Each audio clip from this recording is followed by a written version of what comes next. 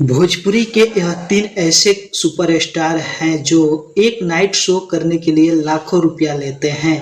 सबसे पहले 3 नंबर पे बात करते हैं हमारे सुपरस्टार रितेश पांडे जी के।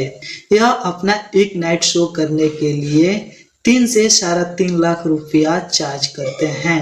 तो चलिए अब दूसरे नंबर पे बात करते हैं तो ट्रेंडिंग स्टार खेसारी लाल।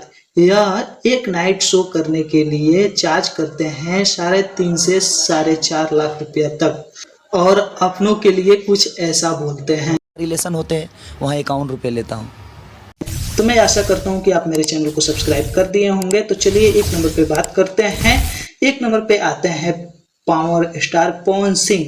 यह हालांकि बहुत कम शो करते हैं लेकिन इनका भी चार्ज जान लेते हैं कितना लेते हैं एक शो करने के लिए। तो चलिए यह अपना एक नाइट शो करने के लिए 4.5 से 5-6 लाख रुपया तक लेते हैं।